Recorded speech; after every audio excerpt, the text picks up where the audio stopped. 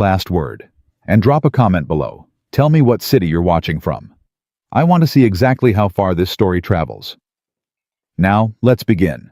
The morning Margaret Calloway arrived in Ridgefall, Wyoming, the temperature sat somewhere below what a decent person would call survivable. She walked into town with Sarah on her hip, the child's face pressed into her mother's neck for warmth, and Margaret's boots 2 sizes too large, borrowed from a dead man's trunk, leaving uneven tracks in the hard-packed snow. She had already tried Laramie. She had already tried Cheyenne. She had already stood in front of 3 different boarding house doors, with her hat in her hands, her voice steady and polite, and listened to the same answer dressed up in different words. Too full. No vacancies. No room for a woman in your condition. That last one had been the worst, not because of what it said, but because of the way the woman had looked at her when she said it. The slow sweep of eyes top to bottom. The small, tight smile. The door closing softly like the click of a lock was too honest an ending. Margaret's condition was this: she was 34 years old. She was a widow. She had a daughter who hadn't eaten a proper meal in 2 days. She was large-bodied and broad-shouldered, and she took up exactly the amount of space God had given her, and she had spent the better part of her married life apologizing for it. She had made herself smaller at dinner tables. She had turned sideways in doorways that didn't require it. She had folded her hands in her lap and kept her voice low and her needs quiet. And none of it had saved her husband. None of it had saved their farm.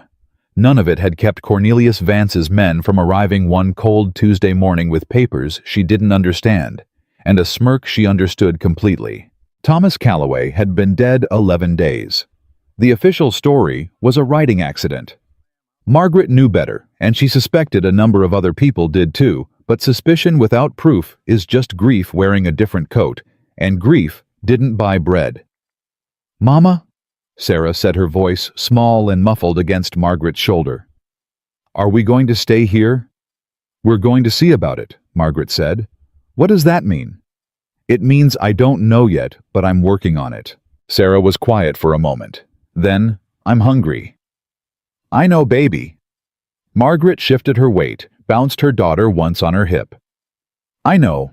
The first place she tried was the hotel at the end of the main street. The man behind the desk looked at her the way men like him always looked at women like her. Not with cruelty exactly, but with a particular kind of dismissal. The kind that wasn't personal. The kind that was almost worse because it meant she hadn't even earned his contempt. She was simply not worth the consideration. "No rooms," he said before she'd finished her sentence. "I'm not asking for a room," Margaret said. "I'm asking if you need kitchen help. I'm a trained cook. I worked 2 years in a field hospital during the war. I can prepare meals for 50 men and have it done clean and on time." He looked at her, at Sarah, back at her. "We don't need help," he said. The general store was the same. The laundry was the same. The woman who ran the seamstress shop on the corner looked at Margaret for a long moment, and Margaret thought just for a second that this one might be different. The woman had kind eyes. She had a warm shop. She had the look of someone who understood hard circumstances. "I'm sorry," she said, and her voice was genuinely sorry, which made it worse. "My husband would never allow it." Margaret thanked her and walked out. She stood in the street for a moment, Sarah still on her hip, the wind cutting through her coat like the coat wasn't even there. She looked up at the sky the way a woman looks when she's deciding between 2 versions of herself, the version that gives up and the version that doesn't. She was not a woman who gave up. She had decided that before Thomas was even cold in the ground. But deciding a thing and maintaining it are 2 separate acts of will, and she was very, very tired. It was the blacksmith who mentioned Harrow Ranch. He hadn't intended to be kind. He'd been trying to get her away from his doorway. She could tell that much, but something in the way she stood, not pleading, not performing distress, just standing there with that coin-bright steadiness, made him pause. "There's a place east of here," he said reluctantly. "Harrow Ranch. Eli Harrow runs it. He's been looking for a cook since his last one left." He paused. "Or got run off. Depends on who you ask." "How many before her?" Margaret asked. The blacksmith scratched the back of his neck. "3 all told, maybe 4. He ain't an easy man. Is he a fair one? The blacksmith considered this. He pays what he promises, he said. That's about the best I can say. That's enough, Margaret said. How far? 2 hours east if the road's clear. He looked at the sky. Road ain't clear. How far on foot? He stared at her. Lady, it's 3 degrees above freezing and you've got a child. I'm aware of both those things, Margaret said. How far on foot? He told her. She thanked him. She walked. She walked for an hour and 40 minutes. Sarah fell asleep against her shoulder somewhere in the first 40, which was a mercy. Unconscious. Children don't ask, how much farther? Don't remind you that their fingers are cold. Don't look at you with those clear, trusting eyes that make a woman feel simultaneously like the most capable person alive and completely without recourse. Margaret walked and breathed and did not let herself think about Thomas, not the way she wanted to, the full drowning kind of grief that she still hadn't allowed herself. There would be time for that. Or there wouldn't. Either way, she couldn't afford it right now. She saw the ranch before she reached it. The main house was larger than she'd expected, set back from a long fence line, smoke rising from 2 chimneys. There were outbuildings, a barn, a bunkhouse. Men moving between them, heads down against the wind. Horses in the corral. The whole place had the look of somewhere that worked for a living, not elegant, not welcoming, but functional and maintained. She had learned long ago that functional and maintained was worth more than warm in a Wyoming winter. She pushed through the front gate and walked to the main house and knocked on the door. No one answered. She knocked again. Still nothing. She could hear voices inside male low, the clipped exchange of working men. She knocked a 3rd time harder. The door swung open. The man standing there was not what she'd expected. She didn't know what she'd expected precisely, something harder maybe. Something more obviously difficult. Eli Harrow was tall and lean, somewhere around 35, with dark eyes and a jaw that looked like it had been set in judgment and hadn't relaxed since. He had a week's worth of stubble and a coat that was good quality gone careless, and he looked at her the way she'd been looked at all day, but differently. Not with dismissal. With assessment. Like she was a problem he was calculating the cost of. "Mr. Harrow," she said. "My name is Margaret Calloway. I heard you're looking for a cook. I'm applying for the position." His gaze moved to Sarah, still asleep on her shoulder. Back to Margaret. "Who told you?" he said. "The blacksmith in Ridgefall." "Barnes?" he said not pleasantly. "What happened to your boots?" Margaret looked down at the oversized boots, then back up at him. "They belonged to my husband. He passed 11 days ago." Eli Harrow was quiet for a moment. Not sympathetic quiet, calculating quiet. "3 women have tried this job in the last 8 months, he said. "I heard 4. The 4th one doesn't count. She lasted 2 days. He studied her. "What makes you think you'd do any better?" "I'm not going to," Margaret said. He blinked. That had surprised him. "Good. Come again. I'm not going to promise you I'd do better. I don't know your operation yet. I don't know your men, your supplies, what they're used to eating, or how they like it served." She kept her voice even professional, like she was discussing inventory. "What I can tell you is that I cooked for field hospitals during the war. I fed 30-40 men on what most women wouldn't call enough for 10. I can work within limitations. I don't waste, and I don't quit because the job is hard." She paused. "I quit when the job is done." He looked at her for a long moment. The wind shoved hard at her back. Sarah stirred, made a small sound, settled again. "I got rules," he said. "Most people do. Mine ain't negotiable. Tell me what they are, and I'll tell you if I can abide by them." Another pause. He stepped back from the doorway, not welcoming exactly, but making space. "Come in out of the cold," he said. "Both of you." The inside of the house was warm and smelled like wood smoke and coffee. Margaret stepped inside and stood near the door, not moving into the room until she'd been asked to. Sarah woke at the change in temperature, lifted her head, looked around with that slow, blinking bewilderment of a child coming out of sleep. "Where are we?" Sarah whispered. "We're talking to a man about a job," Margaret told her quietly. "Can you stand up for me?" Sarah slid down from her hip, stood at her side, pressed close. She was staring at Eli Harrow with the uninhibited directness of a 5-year-old, and Eli Harrow was staring back at her with what Margaret could only describe as wary discomfort. "She don't look well," he said. "She's hungry," Margaret said. "We both are. That won't affect my work if you decide to take me on. How long since you've eaten?"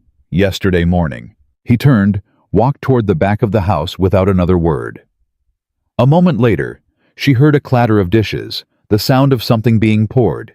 He came back with a bowl of cold stew and a piece of cornbread, and held it out not to Margaret, but to Sarah.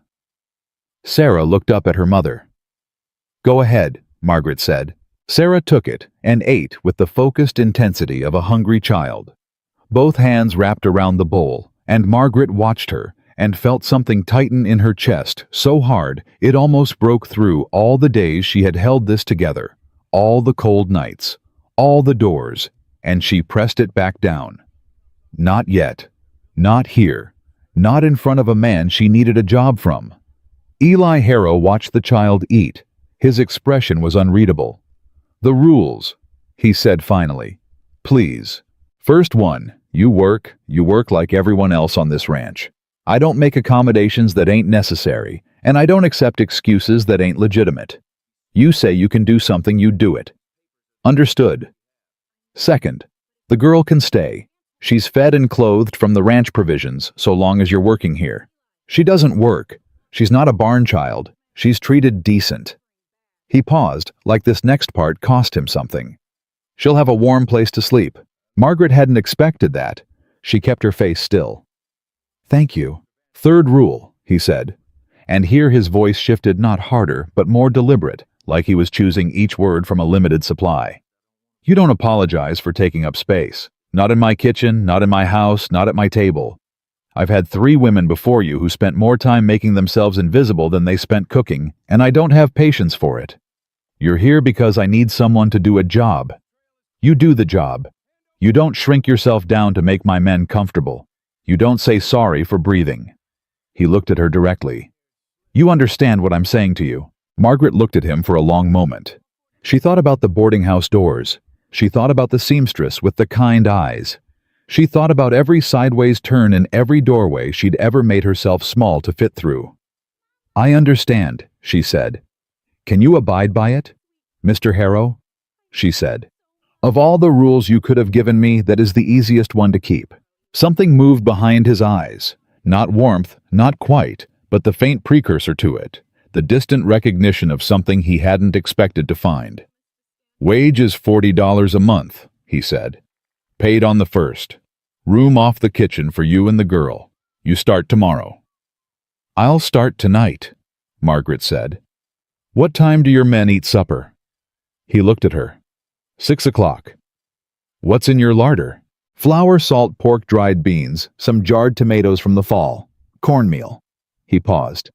"A side of beef we slaughtered last week." "That's enough?" she said. He nodded once, turned away, then stopped.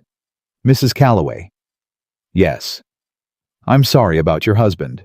It was the first time anyone had said that to her and meant it. She could tell he meant it not because he was warm, not because he was particularly good at condolence, but because the words had cost him something and he'd paid anyway. A man who understood loss, she thought. A man who knew what it sat like. "Thank you," she said.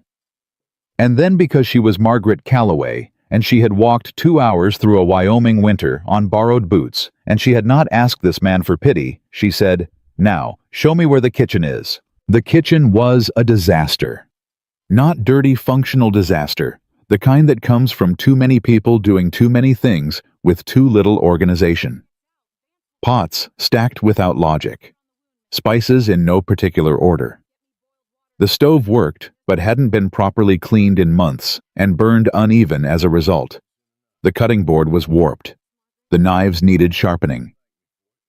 Margaret stood in the middle of it and felt for the first time in 11 days like herself. She set Sarah up into the corner with the empty bread bowl and a cup of warm water. The water was a small thing, but it was something, and she put her sleeves up and she went to work. By the time 6 o'clock came, she had beef stew with jarred tomatoes and dried beans ladled into a pot big enough for 12 men, cornbread baked in 2 cast-iron pans, and coffee strong enough to hold up to the night's cold. She had also reorganized every shelf in the kitchen and sharpened 3 of the knives against the whetstone she'd found under the bottom cabinet. The ranch hands came in loud and cold and without much in the way of expectation. She heard them before she saw them boot stomps on the porch, the rumble of men who'd been outside all day and wanted warmth and food and nothing complicated. They came through the door and pulled up short at the sight of her one by one, and she watched their faces go through the same quick calculation. Who is this? Why is she here? What is she serving? A big man with a red beard looked at the pot, then at Margaret, then at Eli Harrow, who was standing to one side of the room. "New cook," he said. "Mrs. Calloway," Eli said. "She started tonight." Redbeard looked at Margaret. Not rude exactly, but testing the edges of things. "You make that stew." "I did," Margaret said. "Smells better than the last ones." "It is better than the last ones," she said. "Sit down before it gets cold." He stared at her for a half second. Then he laughed a short, genuine sound and sat down. She served them. She served them without hovering and without shrinking. She answered questions directly and deflected the ones that weren't her business with a raised eyebrow that communicated exactly enough.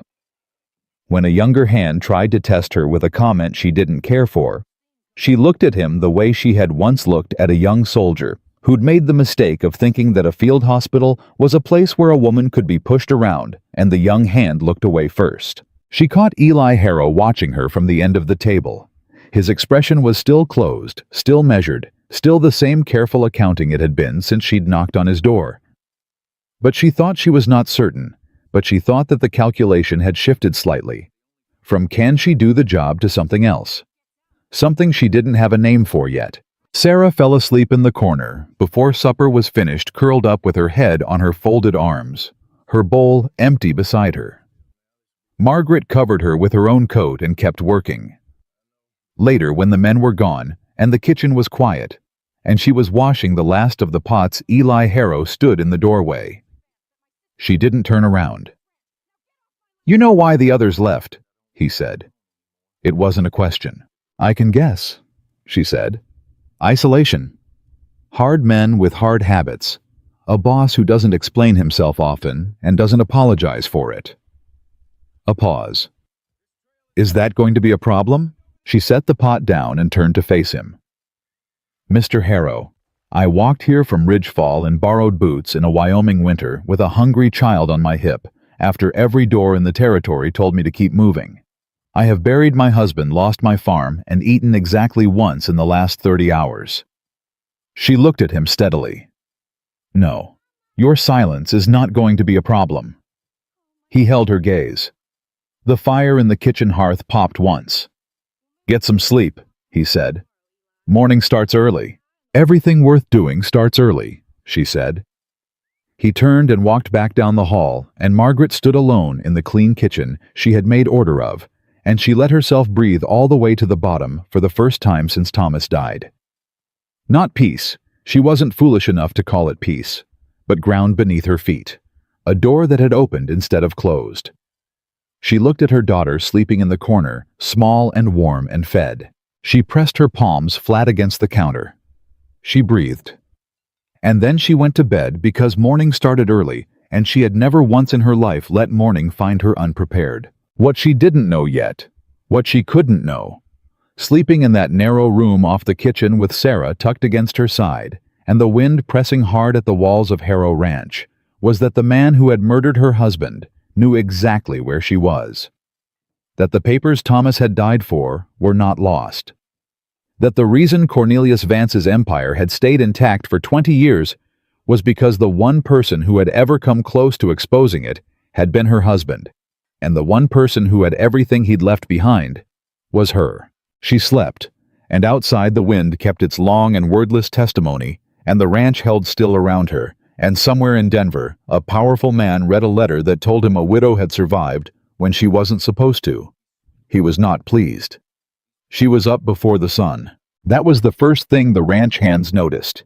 Not what she cooked, not how she moved through the kitchen like she'd been born in it, but the simple fact that when they came in from the cold at 5:30 in the morning, the coffee was already made and there was something hot on the stove.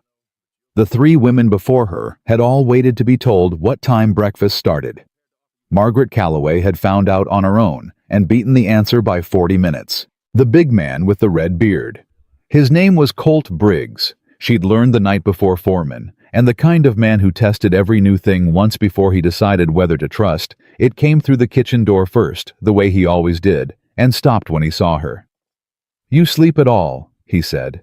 "Enough," she said. "Sit down." He sat. He wrapped his hands around the coffee cup she set in front of him, and he didn't say anything for a moment, just drank, and Margaret went back to the stove. "You make biscuits," he said. "I made biscuits," she said. "They're in the oven. 3 minutes." He looked at her across the kitchen like he was revising some internal document. The last cook couldn't make biscuits. The one before her burned them every time. "That's a shame," Margaret said. "Biscuits aren't complicated." "Apparently they are for some people." "Apparently." He almost smiled. Not quite, but the edge of it was there. That was enough for now. The other men came in by 2s and 3s, 8 total on the winter crew she'd counted at supper the night before. They were rough and quiet and suspicious in the way that men who worked hard in cold places were always suspicious of new things, and she watched each of them settle into the same rapid reassessment that Briggs had gone through. Hot food, strong coffee, a woman who didn't look up from her work to see if they approved. By the time Eli Harrow came through from the main hall, the kitchen had a different quality to it than it had the morning before. She could feel it. She didn't comment on it. Eli poured his own coffee, stood with his back to the wall, and watched his men eat. His eyes moved to her once briefly, and she gave him a look that communicated nothing except competence, and he nodded once and looked away. That was the shape of the first week. Sarah recovered quickly, the way children do when you feed them and keep them warm. It was one of the things that broke Margaret's heart and put it back together simultaneously. How fast a child could come back from the edge of things. How much resilience was packed into something so small. By the third day, she was following Briggs around the yard, asking him the names of horses, and Briggs, who Margaret had already decided was fundamentally decent, beneath his suspicion, answered every question with the patience of a man who had either raised children or deeply regretted not doing so. The ranch hands warmed to Margaret by degrees, and the degrees were measurable. First they stopped leaving the table when she came near. Then they started saying thank you without being prompted.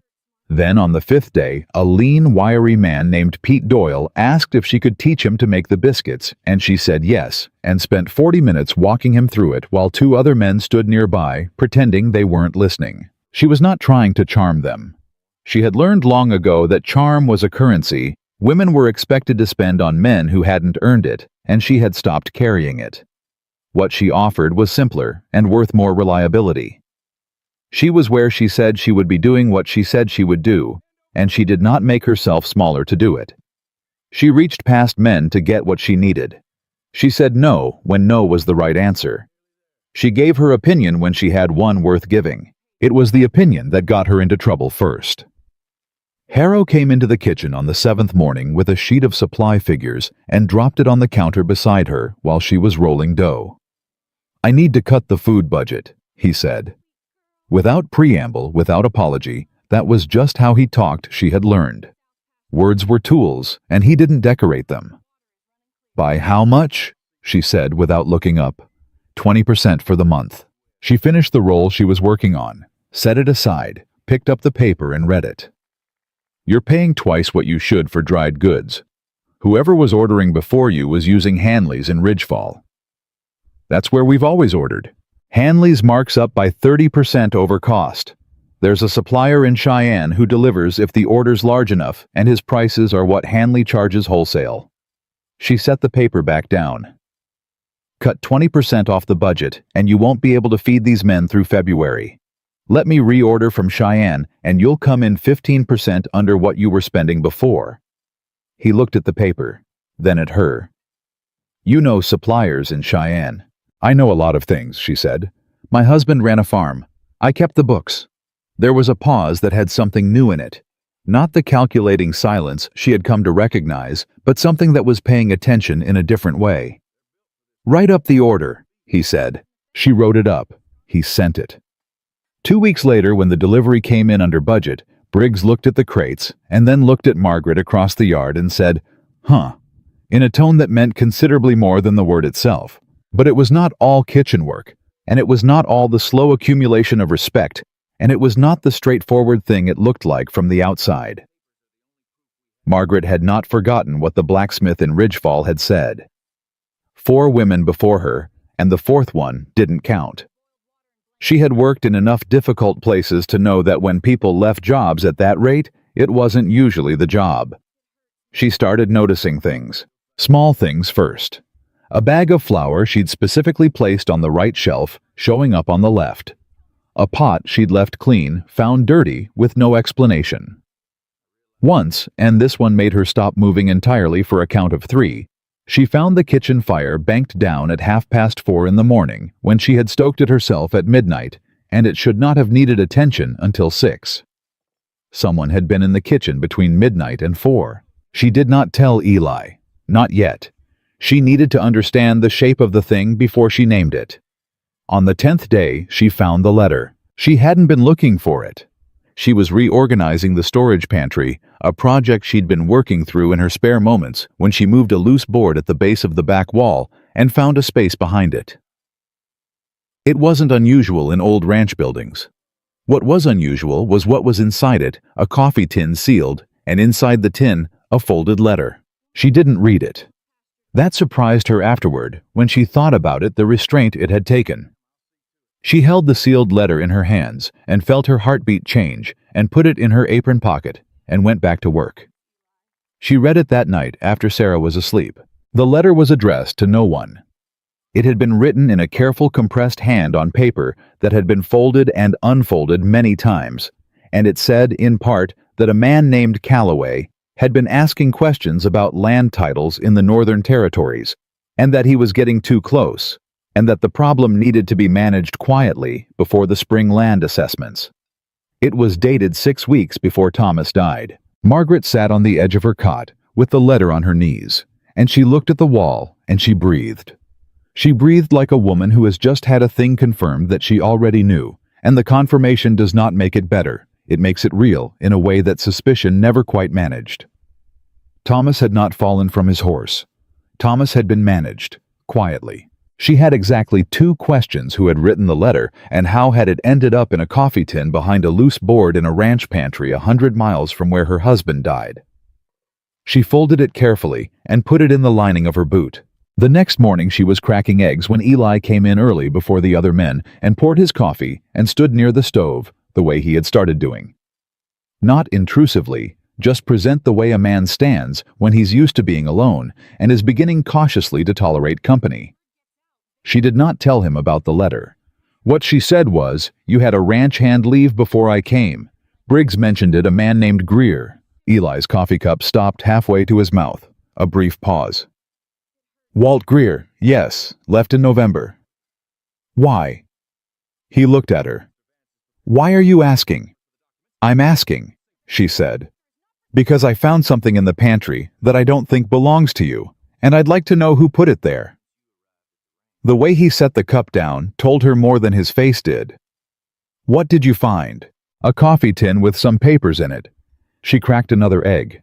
"Nothing to do with this ranch. Nothing to do with you as far as I can tell." "Where is it now?" She looked at him over her shoulder. "Safe." "Tell me about Greer." He was quiet for a moment. When he spoke, his voice was level, and he was choosing his words again, but this time the choosing felt less like economy and more like caution. "Greer came on in August. Good worker. Quiet. Left without notice in November, and didn't collect his last 2 weeks' pay." A man who doesn't collect his pay isn't a man who left voluntarily. Margaret said. Eli put the cup down. No, he said. He is not. They looked at each other across the kitchen and something shifted between them. Not romantic, not yet nothing so simple as that. What shifted was the weight of a shared recognition. They were both people who had been standing at the edge of the same dark water without knowing the other was there. And now they were standing there together, and that was something else entirely. The papers, he said. Are they about land? Margaret turned fully around. Why would you ask that? Because I've been getting pressure for 18 months to sell the North Pasture. 3 times from lawyers I've never heard of, and once from a man who came to my door and stood in my kitchen and smiled at me the way a man smiles when he already knows the answer he's going to get. He paused. Man named Vance. The name landed in Margaret's chest like a stone, dropped into cold water. She kept her face still. She had learned that skill in field hospitals too, keeping your expression neutral when the thing in front of you is the worst thing you've seen. Cornelius Vance, she said. You know him. He was the man who took my farm, she said. 11 days after my husband died. The silence in the kitchen had a different quality now. It was the silence of 2 people who have just understood simultaneously that they are not in separate stories. They are in the same one. Eli Harrow set both palms flat on the counter. He looked at her with those dark, measuring eyes, and this time, what was behind them was not calculation at all. It was something plainer and older than that. Mrs. Calloway, he said, I think we need to have a longer conversation. Yes, she said. We do. But the conversation would wait because at that precise moment, the kitchen door banged open, and Pete Doyle came through it with blood on his face and his hand pressed to his side and said, Briggs is down, north fence. Something scared the horses. Margaret was already moving. She had her kit from under the counter. She kept it there, had kept one in every kitchen she'd ever worked in. Old habit from the war, and she was following Doyle out the door before Eli had finished standing upright, and she did not think about the letter in her boot, or Cornelius Vance, or the shape of the thing she was now standing in the middle of.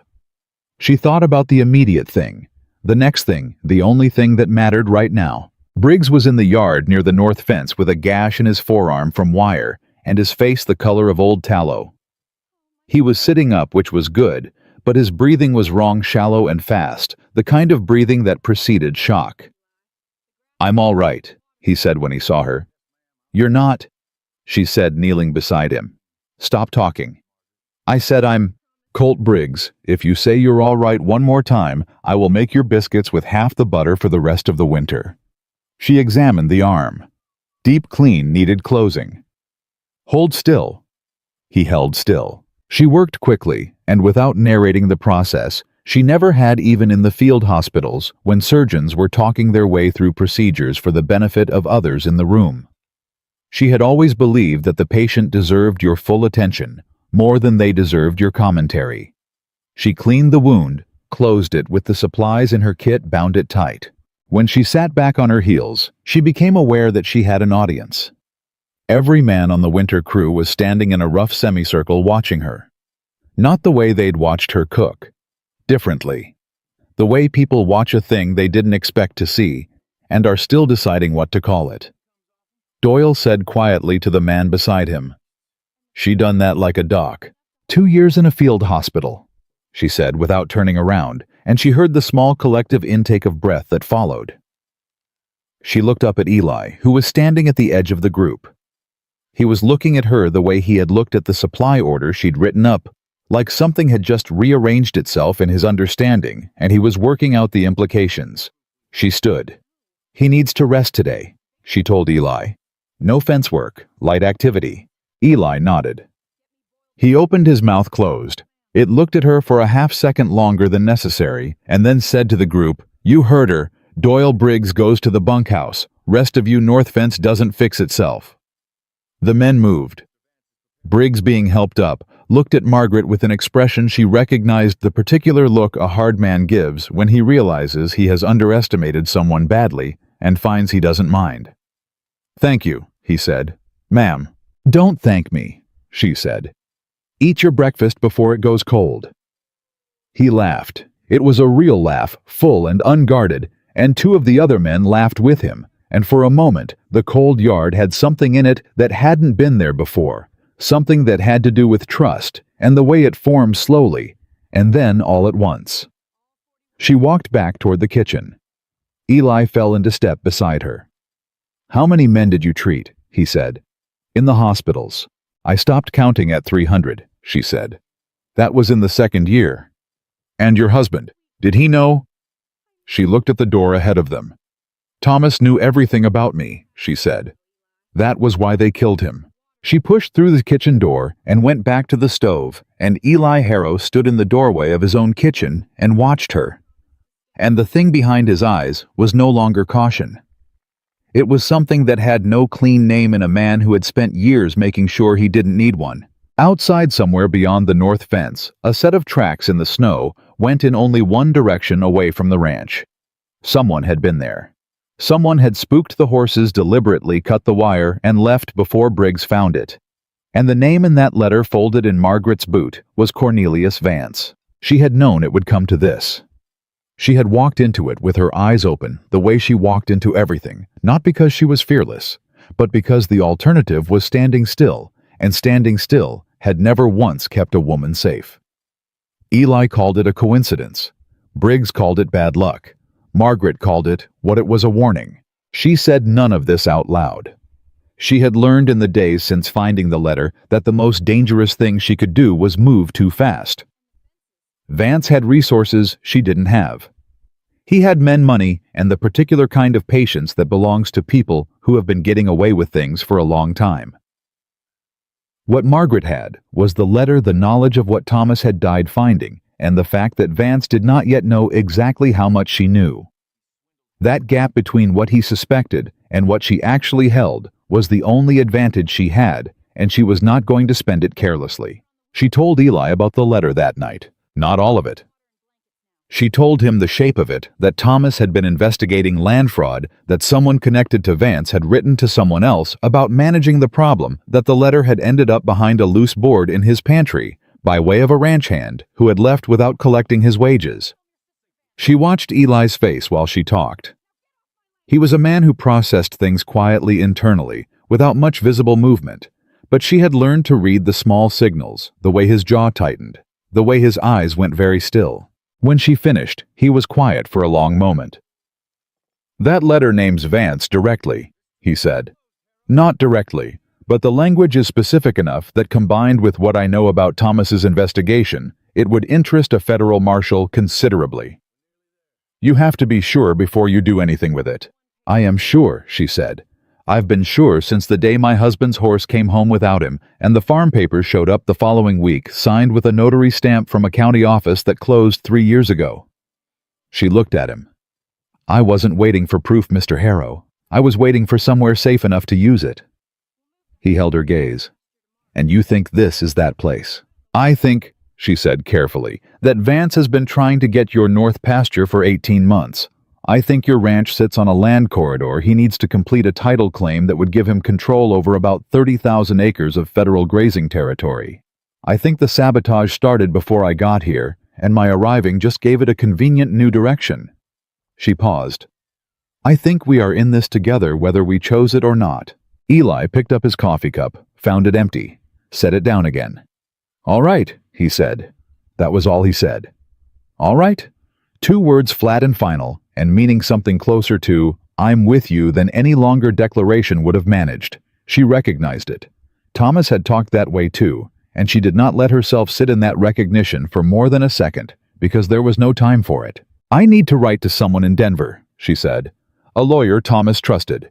He has copies of the land survey documents Thomas was working from." "Write the letter," Eli said. "I'll get it out tomorrow." She wrote it that night at the kitchen table with Sarah asleep in the back room and the fire burning down to coals, and she did not hurry, because a letter like this one needed to be exactly right. She sealed it and put it under the flour tin and went to bed. In the morning it was gone. The flour tin was in the same place. The letter was not. She stood at the counter for 3 seconds with her hand flat where the letter had been, and then she turned and walked directly to the bunkhouse and knocked on the door, and when Briggs opened it, she said, "Which one?" Briggs stared at her. "What?" "Someone went into my kitchen last night and took something that didn't belong to them." "Which one of your men was off the bunkhouse last night?" Briggs looked at her for a long moment. Then he looked over his shoulder into the bunkhouse. Then he looked back at her. "Nobody went anywhere last night that I know of." "Then someone got into this ranch from outside," she said. "Either way, we have a problem." She found Eli at the barn and told him. She watched the muscle in his jaw move once tight. "This ends," he said, and his voice had a quality to it she hadn't heard before. Not loud, not dramatic, just absolute, the way a man sounds when he has reached the final edge of his tolerance for a thing. "Not yet, it doesn't," she said. "Whoever took that letter is going to report back to Vance. That means Vance now knows I'm here and that I was trying to communicate with someone in Denver, which means we have less time than I thought." She looked at him directly. "I need to reconstruct everything Thomas documented from memory, and we need to get it to a marshal before Vance moves on this ranch." "How long?" 2 days if I work without stopping." "Then work," he said. "I'll put 2 men on the perimeter tonight." She worked. She wrote from memory at the kitchen table in the mornings and late at night while cooking and managing the house through the middle hours, and the exhaustion was a physical thing she wore like a second coat. But the work steadied her. It was the thing she had been trying to do since the beginning. Not survive, not endure, but act. Move toward the thing instead of away from it. Thomas had died moving toward it. She intended to finish what he'd started. It was on the second afternoon, halfway through her reconstruction, that Bobby Crane came through the kitchen door and collapsed. Bobby was 17 and the youngest hand on the winter crew, the kind of boy who was still mostly angles and nervous energy, who worked hard to prove something and laughed too loud when the other men made him the butt of a joke. Margaret had watched him for 2 weeks and formed a quiet opinion of him, good at heart. Still becoming himself deserved better than a joke that came at his expense. He had never given her any trouble, and he had started leaving an extra log by the kitchen door every morning without being asked. He came through the door at 2:30, and he was the wrong color, and his breathing was the sound that had haunted her for years. The sound from the second year of the war that she heard sometimes at the edge of sleep. She was at his side before he hit the floor. "Bobby, Bobby, look at me!" She had his face in her hands. His skin was clammy, and his eyes were going somewhere she could not follow. "What happened? Where does it hurt?" "My side," he managed. "Since this morning. I didn't want to, I thought it would." "Don't explain right now," she said. "Just breathe." She got her hands on his abdomen, and she felt what she was afraid she would feel, the rigid tension, the wrong kind of heat, and she knew what it was. She had seen it in the field. She had seen men die of it because no one had moved fast enough. She looked up at Doyle, who had followed Bobby in and was standing in the doorway. "Get Eli," she said. "Right now." "What is it?" "Go," she said. Eli was there in under 2 minutes. He came through the door and took one look at Margaret's face and stopped. "How bad?" he said. "His appendix," she said. "If it bursts, he dies. I need hot water, every clean cloth you have, my kit from under the counter, and I need everyone out of this kitchen except you." The silence lasted 1 beat. "You can do this," Eli said. It was not a question. "I've done it twice," she said. "Both men lived." She looked at him. "I need you to hold him still." Eli Harrow took off his coat and rolled his sleeves and knelt beside her on the kitchen floor, and he did not flinch, and he did not question her once through the next 40 minutes. And that, more than anything that had passed between them in the weeks she'd been on his ranch, told her who he was. He was the kind of man who trusted competence, who stepped in when stepping in was what was needed, and stepped back when that was what was needed, and knew the difference. She worked with everything she had. Her hands knew this work the way her hands knew bread dough and field dressings and the particular weight of a sleeping child. The war had been terrible, and she had hated every day of it, and she had come out the other side with things she wished she hadn't learned, and this was one of the things she was grateful for. This specific, brutal, necessary knowledge. Bobby Crane cried once near the beginning and then went somewhere internal and quiet, and Eli talked to him in a low, steady voice about horses. Margaret didn't track the words, but the voice was a rope the boy could hold on to, and she was grateful for that too. When it was done, she sat back on her heels, and her hands were shaking the way they always shook after the delayed response that the body held off until the emergency was finished. Eli was watching her. "He's going to be all right. If there's no infection," she said. "He needs rest, and he needs watching, and I need to check on him every 3 hours tonight." She pressed her palms flat against her thighs to stop the shaking. "He would have been dead by morning." Eli reached over and put one hand over hers. Just for a moment. Just long enough to mean something. Then he took it back. Neither of them addressed it. She cleaned up. She checked Bobby, now resting in the back room, Sarah sitting beside him, with the solemnity of a child who understood that something serious had happened and was performing her role of witness with great seriousness. Margaret touched Sarah's hair and went back to the kitchen. Briggs was standing at the door. His face had a complicated expression. "Is he going to live?" he said. "Yes," she said. Briggs nodded. He looked at his boots. He looked back up. "I owe you an apology, Mrs. Calloway." "No, you don't." "I do. When you first came here, I told the men—" He stopped. "I said some things about how long you'd last, about what kind of woman takes a job like this."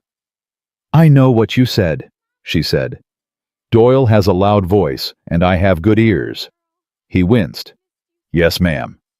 You thought what you thought based on what you knew, and then you revised when the evidence changed," she said. "That's more than a lot of men manage. We're square."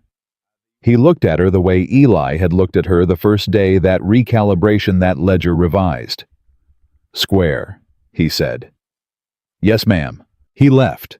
She poured herself the first cup of coffee she'd had since morning, and she stood at the window, and she thought about Thomas. Not the managed version of grief she'd been maintaining, but the real thing. The way he had looked when he laughed at something she said. The way he'd held Sarah the first time. The way he'd come in from the fields at the end of the day and said her name like it was the first word of a sentence he intended to complete. She let herself have it briefly. She let herself be in it. Then she set the cup down and went back to work. She was 3 pages into her reconstruction when Eli came back in and sat across from her and said, "There's a rider." She looked up. "Vance's man." "Unknown. He came in from the East Road. He's asking for you by name." The cold that moved through her had nothing to do with temperature. She set her pen down. "Where is he?" "Yard. Briggs is with him." He looked at her steadily. "You want me there?"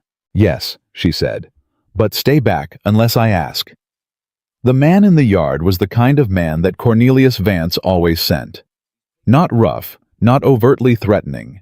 Dressed just well enough to suggest legal standing, holding himself with the practiced ease of someone who delivered bad news for a living, and had decided that bad news was just business. "Mrs. Calloway," he said pleasantly. "I've been sent to deliver a message." "Deliver it," she said. "Mr. Vance is prepared to be generous. He understands that you may have come into possession of certain documents belonging to his business concerns.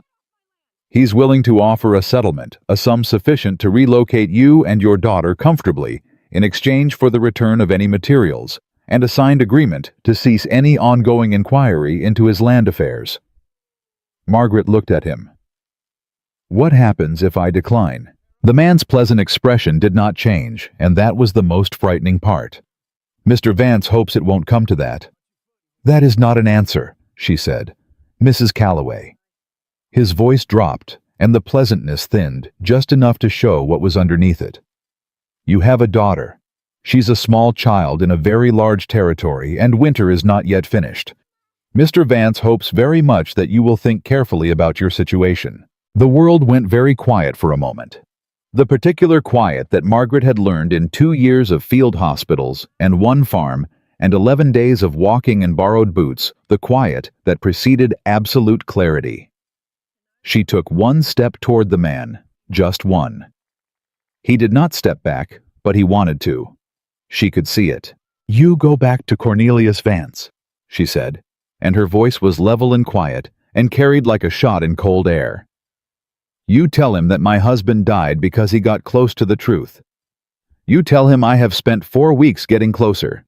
And you tell him that the only difference between Thomas Calloway and me is that I have nothing left to lose, and a woman with nothing left to lose is the most dangerous thing in this territory." She held his eyes. "You tell him that." The man's pleasant expression was entirely gone now. He looked at her like she was a problem he hadn't been briefed on. "You're making a mistake," he said. "I've made plenty," she said. "This isn't one of them." She turned and walked back to the house, and she did not look back because she was Margaret Calloway, and she had learned long ago that looking back was how you let people know they still had the power to make you flinch. She was through the door and had her hands on the counter and was breathing carefully through her nose when Eli came in behind her. "You all right?" he said. "He threatened Sarah," she said. Her voice was steady. Her hands were not. She heard Eli cross the room. He stopped behind her close enough that she could feel the warmth of him. "He will not touch her," he said. "I will put every man on this ranch between that child and whatever comes, and I will stand at the front of that line myself. Do you understand me?" She turned around. He was closer than she'd realized, and his face had shed all its careful accounting. What was there instead was simpler and older and entirely without calculation. "I understand you," she said. "Then hear this too," he said. "I have been alone for 5 years on this ranch, and I have been fine with that. And then you walked in from the cold with borrowed boots and a hungry child, and you reorganized my pantry and told me you were going to start that same night, and I have not been fine with being alone since." He stopped. "I don't know what to do with that yet, but I wanted you to know it." Margaret looked at him for a long moment. She thought about what she had said to his messenger. Nothing left to lose. She had said it as truth, but standing here, she was beginning to suspect it wasn't entirely accurate anymore. "I know what you mean," she said. Neither of them moved. From the back room, Sarah's voice floated through the wall asking Bobby Crane something about horses, and Bobby's voice answered weak and warm, and the kitchen smelled like coffee and wood smoke, and the particular aliveness of a house that has people in it who matter to each other. Outside, the rider from Vance was already gone.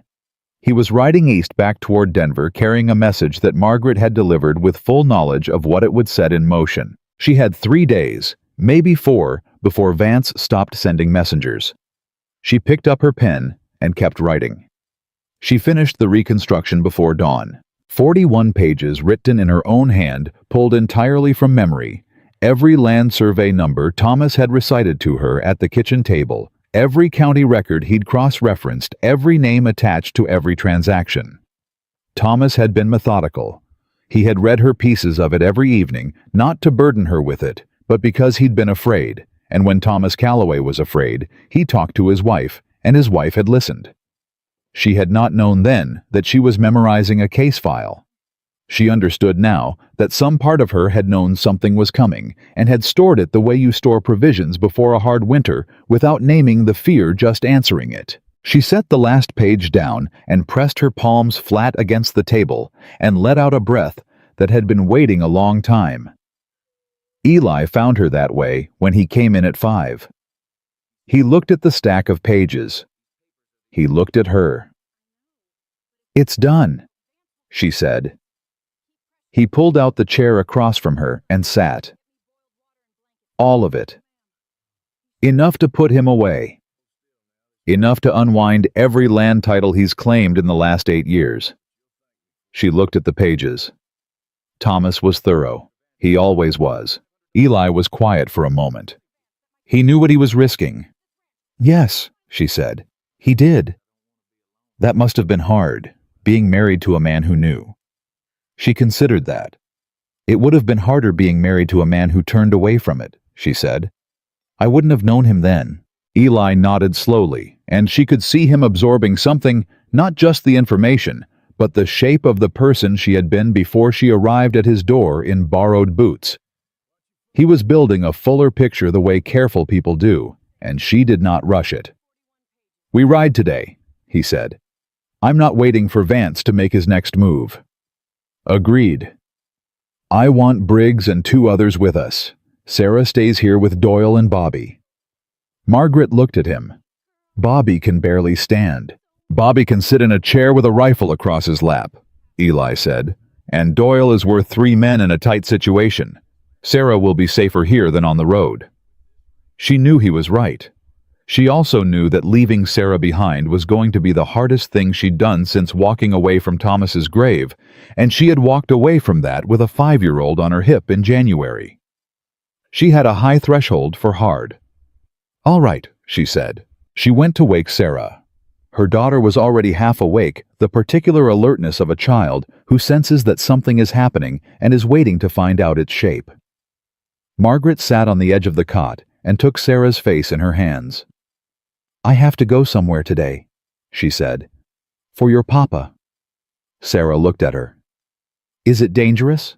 Margaret had promised herself she would never lie to her daughter about the serious things. I don't know, she said. I'm going to be as careful as I know how to be, which is very careful. And you are going to stay here with Mr. Doyle and Bobby, and you are going to do exactly what Mr. Doyle tells you.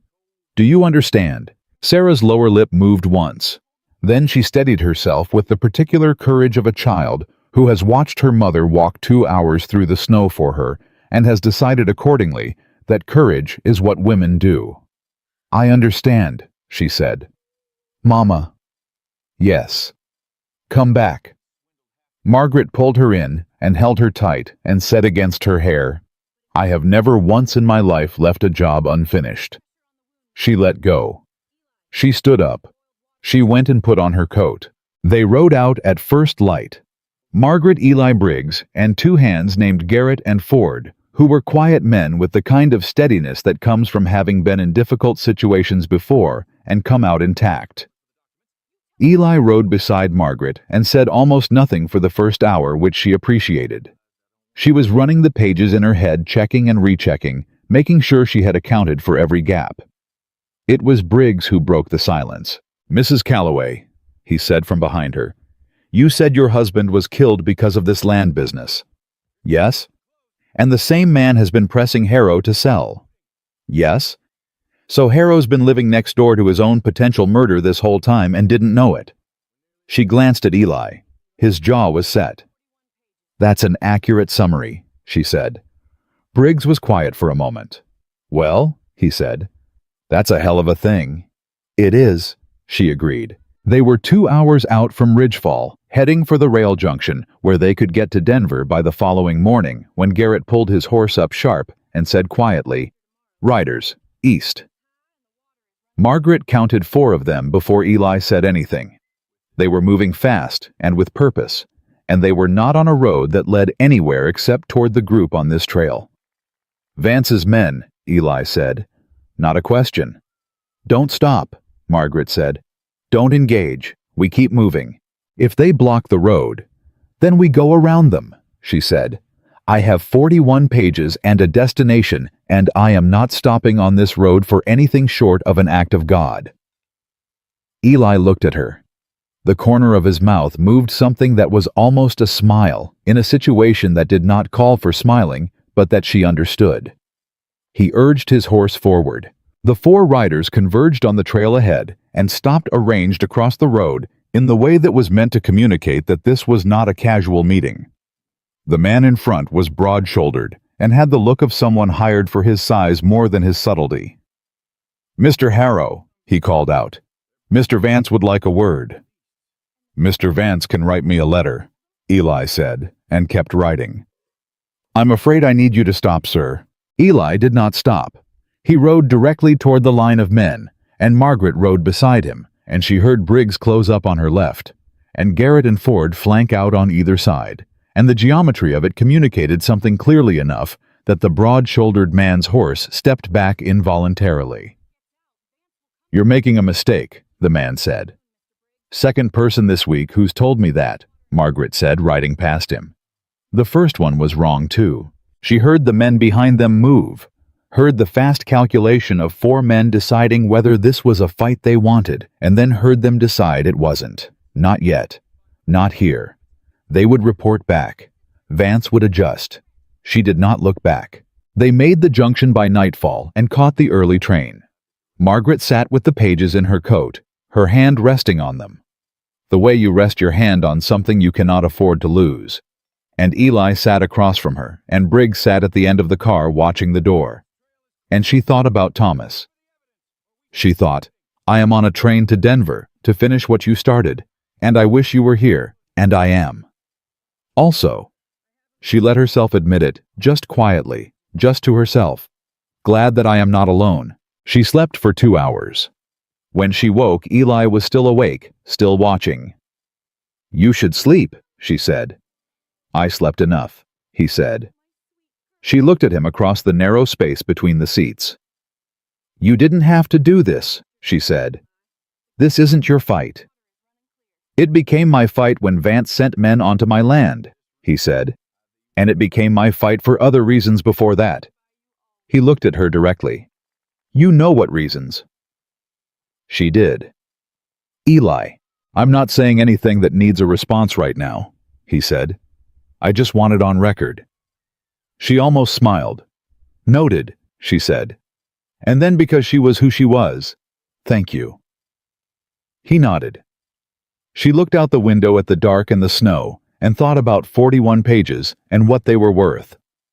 Not in money, in weight.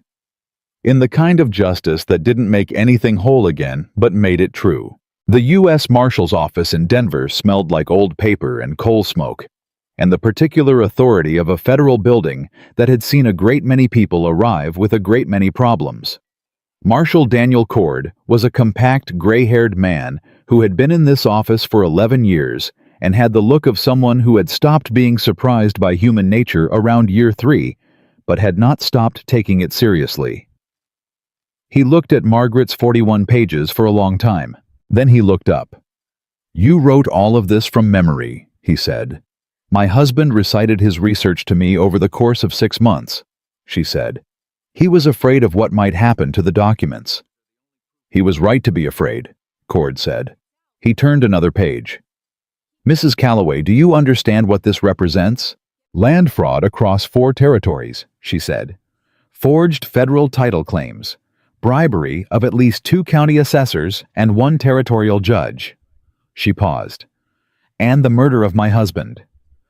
Cord looked at her steadily. That last charge is the hardest to prove. I know, she said. But the letter I found in the ranch pantry establishes premeditation by someone in Vance's organization. Combined with the timing of Thomas's death and the speed at which the farm papers were filed, papers bearing a notary stamp from a closed office, I believe you'll find it sufficient to open a criminal inquiry. Cord looked at the pages for another long moment. The letter from the pantry. Do you have it? It was stolen from me, she said. I believe Vance has it, which means he knows I've reconstructed everything from memory, and he knows I'm here, and he will move quickly. Cord set the pages down. He folded his hands. He looked at her across the desk with the expression of a man revising what he thought he knew about the situation. You planned this, he said, not accusingly, with recognition. I planned for the contingency that he would take the letter, she said. If he hadn't, this would have been simpler. But a man who thinks he's recovered the evidence and then discovers the evidence has already been reconstructed from memory, that is a man who makes mistakes. The silence in the room had a particular quality. Eli, standing to her left, made a sound that was not quite a word. She glanced at him. His expression was the one she had been watching develop over 5 weeks, the one that had started as calculation and ended up as something else entirely. Cord said, Give me 24 hours. You have 12, Margaret said. After that, Vance will have had enough time to move assets and obscure trails, and the window closes. Cord looked at her for 1 more second. Then he stood. You'll need somewhere safe to stay tonight. We have a hotel, Eli said. Keep the pages with you, Cord said. Don't go out separately. He picked up the document and held it with both hands. Mrs. Calloway. He stopped. He looked like a man who was deciding whether to say the next thing.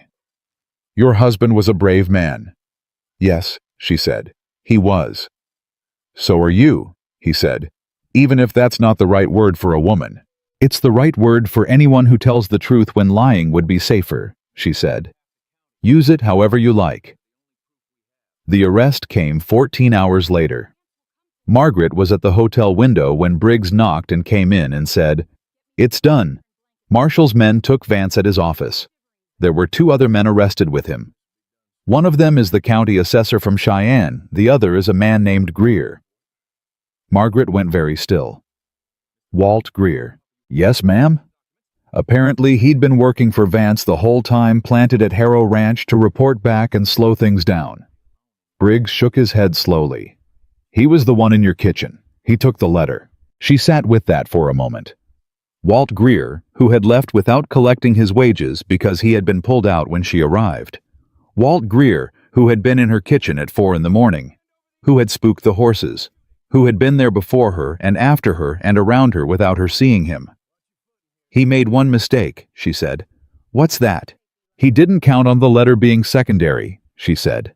He took the only thing he could prove existed and left everything else intact. She looked at the window. 41 pages of intact. Briggs was quiet. Then, "Your husband would have been proud of you." She looked at him. His face was entirely sincere, entirely without performance. And that made it the hardest thing anyone had said to her in weeks. She let it land. "Thank you, Colt," she said. First time she'd used his given name. He ducked his head. "Yes, ma'am." Eli came in an hour later and said nothing for a moment, just stood near the door, looking at her, and then he said, "It's over." "The arrest part is over," she said. "There will be trials. It will take months. There may be attempts to suppress the documentation, to discredit the source." She looked at him. "But the structure of it, the thing that kept him untouchable, that's broken. You can't unbreak it." "No," he said. "You can't." He crossed the room and sat in the chair across from her, and they were quiet together for a while. The way 2 people are quiet, who have been through something large, and are still inside the tail end of it, feeling its edges. "The North Pasture," she said eventually. He looked at her. The land corridor he needed. Without it, his claim to the federal grazing territory collapses completely.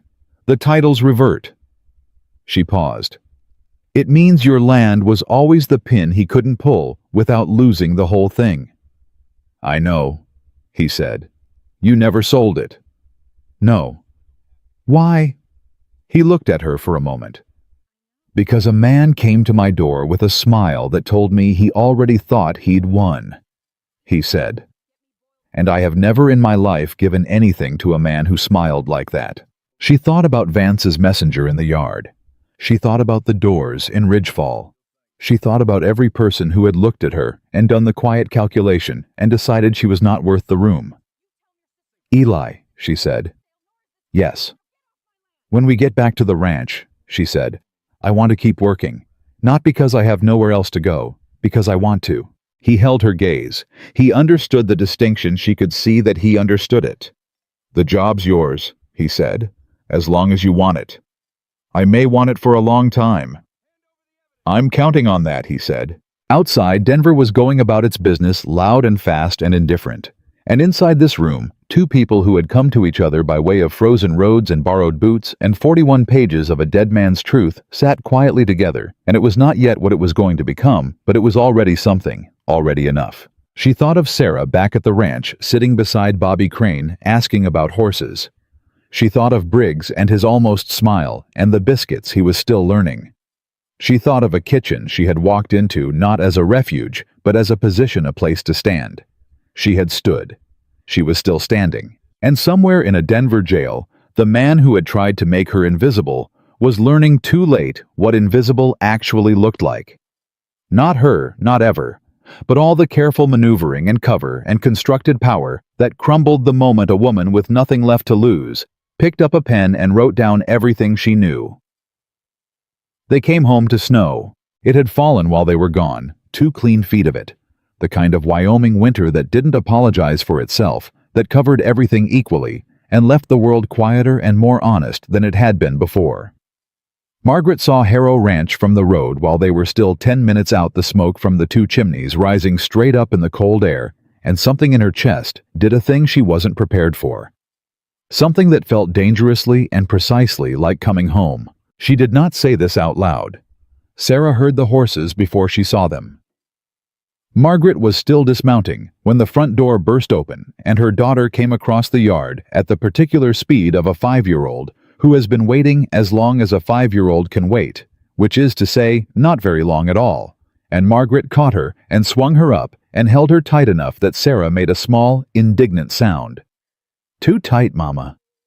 "I know," Margaret said, and held on anyway. Sarah endured it for a respectable 3 seconds before pulling back to look at her mother's face with those clear, direct eyes that had always seen more than Margaret intended to show. "Did you finish Papa's work?" she said. Margaret looked at her daughter. "Yes," she said. "It's done." Sarah considered this with great seriousness. "Good," she said. "And then Bobby taught me how to whistle." Margaret laughed. It came out of her like something that had been compressed for a very long time, real and involuntary, and a little ragged at the edges, the kind of laugh that lives right next to crying. "Did he?" she said. "I'm not very good yet," Sarah said seriously. "But Bobby says I'll get it." "Bobby's right," Eli said from behind Margaret. Sarah looked at him over her mother's shoulder. She had a complicated relationship with Eli Harrow. She was not afraid of him, because Sarah Calloway was constitutionally incapable of being afraid of someone who had fed her when she was hungry. But she was still working out the category he belonged in. She studied him for a moment. "Mr. Harrow," she said. "Miss Sarah," he said. "Did you keep my mama safe?" The question hung in the cold air. Eli looked at the child with an expression that was Margaret felt it without seeing it from the quality of the silence, something he hadn't expected to feel. "We kept each other safe," he said. "Your mama is very good at that." Sarah appeared to find this satisfactory. She wriggled down from Margaret's arms and went back inside, calling for Bobby, and Margaret stood in the yard and breathed the cold air and let the quiet of the ranch settle around her like something she'd earned. Briggs walked past her toward the barn leading his horse and said without looking at her, "Welcome back, Mrs. Calloway." And the way he said it, plain and certain, like it was simply a true thing, meant more than he probably knew. The days that followed had a different quality than the days before. It wasn't that the work changed, there were still meals to cook and supplies to manage and a ranch to run. Through the last hard weeks of winter. But the weight that had been sitting on top of everything lifted, and underneath it was something simpler and better. The men were different with her. Not softer exactly, but easier the way people are with someone they've decided is permanent. Pete Doyle started leaving her coffee on the counter every morning before she came down. Garrett, who had barely spoken a word to her since she arrived, began stopping in the kitchen doorway in the evenings and telling her things about the ranch, what the horses needed, what the fences looked like, what he thought about the spring planting in the halting way of a man who is trying to include someone in something. She noticed all of it. She did not comment on any of it. She just stayed. Bobby Crane recovered by degrees, and his recovery had the quality of a young man who has been frightened badly and come out the other side with a revised sense of what matters. He was quieter than before, more careful, and he looked at Margaret sometimes with an expression she recognized as the one people wore when they were still absorbing the fact that someone had kept them alive. She did not make it awkward for him. She just kept cooking his biscuits. The letter from Marshall Cord came 3 weeks after they returned. Eli brought it to the kitchen and set it on the counter without opening it and said, "It's addressed to you." She opened it. She read it twice, standing at the counter, and then she set it down flat. "Well," she said. "What?" "Vance has engaged 3 lawyers," she said. "Cord expects the preliminary hearing to take 2 months. He says the documentation is solid. My pages have been entered as material evidence." She paused. "He also says that the territorial judge implicated in the fraud has already resigned and that 2 of the land transfers Vance completed in the last 3 years have been flagged for reversal." "That's good," Eli said. "There's more." She looked at the letter. "Thomas's death. Cord says the letter from the pantry Greer had it on him when he was arrested. Apparently he'd kept it rather than destroying it. Which Cord says is the kind of mistake men make when they think they've already won. Combined with my reconstruction of Thomas's research establishes a clear line of motive and premeditation. She stopped. He says he believes it's sufficient to bring a murder charge. The kitchen was very quiet. Margaret, Eli said. He never used her given name. She had noticed that and noticed that she'd been waiting for it. I'm all right, she said. I know you are, he said. That's not why I said your name. She looked at him. He was standing on the other side of the counter with both hands flat on the surface, the way he stood when he was choosing words carefully, and his face was open in a way she had only seen it a few times at the kitchen table late at night, and once in Denver, and now here in the morning light, with the letter between them. I want to say something to you, he said, and I need you to hear all of it before you answer. All right.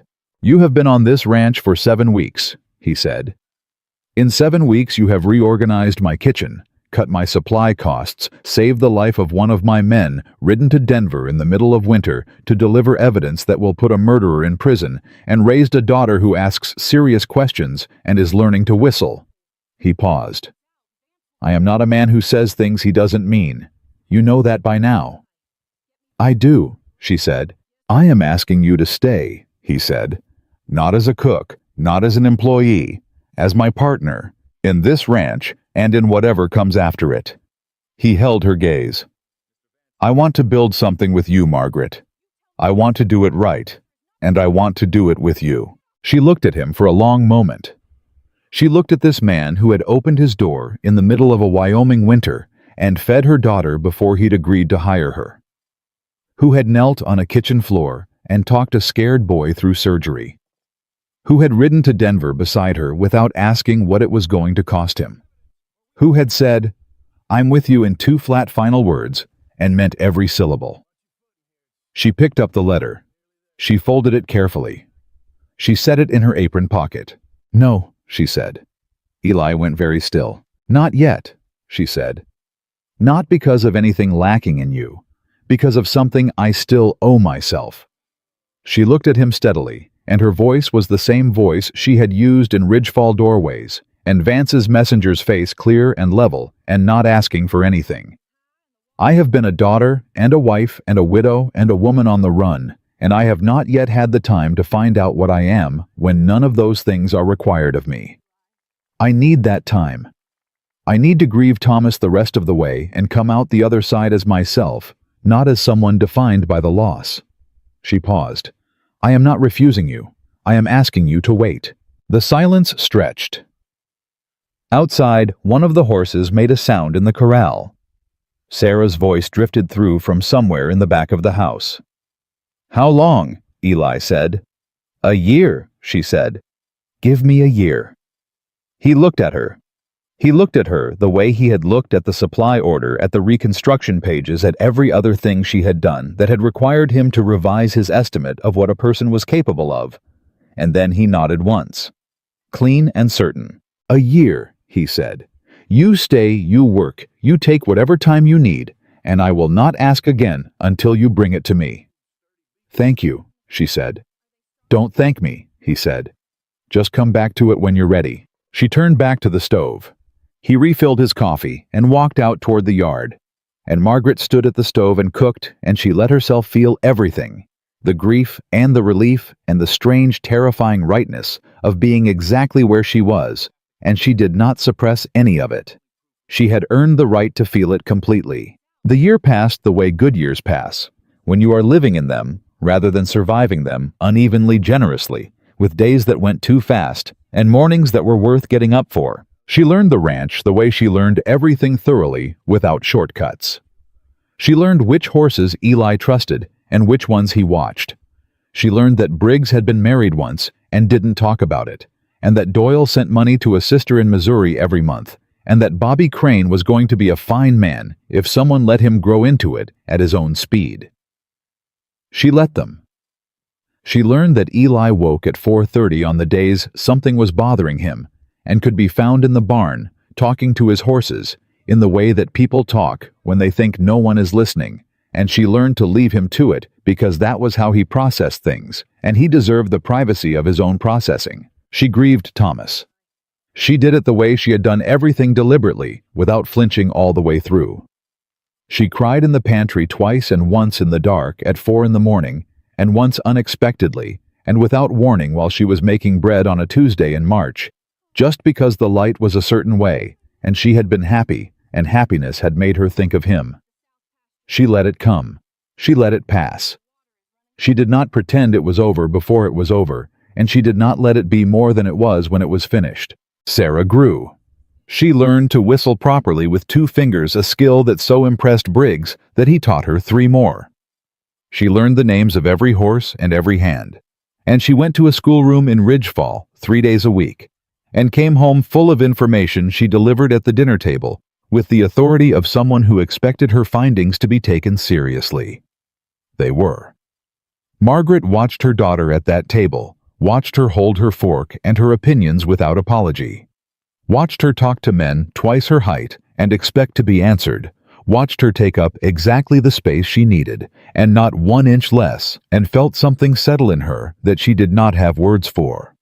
Something that felt like the work having been worth it. She was making the spring supply order. It was April. The snow finally pulling back from the yard, the air carrying the first real suggestion of warmth, when she heard Eli come in behind her. She did not turn around. "It's been a year," she said. 11 months and 29 days, he said. She turned around. He was standing in the doorway with his hat in his hands, which she had never seen before. Eli Harrow was not a man who took his hat off indoors unless it was Sunday. She looked at the hat and then at him. "I said I'd come to you," she said. "I know," he said. "I wanted to make sure you knew I was still here." She crossed the kitchen. She stood in front of him and looked up at him. She was not a small woman, but he had height on her, and she did not make herself smaller to account for it. And she said, "I've done the grieving. I've found what I am outside the surviving. I know what I want, and I know why I want it." She paused. "Yes." He let out a breath, like he'd been holding it for a year. "Yes," he said back. Just the word, like it was everything. She put her hand on his chest over his heart, and felt it beating steady and plain and present, the heartbeat of a man who said what he meant and did what he said, and had waited a year because she was worth waiting for. He covered her hand with his. Outside, Sarah was in the yard with Bobby and Briggs, and her whistle cut through the spring air, clear and sharp, and entirely herself. And the horses answered, and the men laughed, and the ranch was alive with the particular sound of a place that had people in it who had chosen each other. The trials stretched across the following year. Cornelius Vance was convicted on 7 counts of land fraud,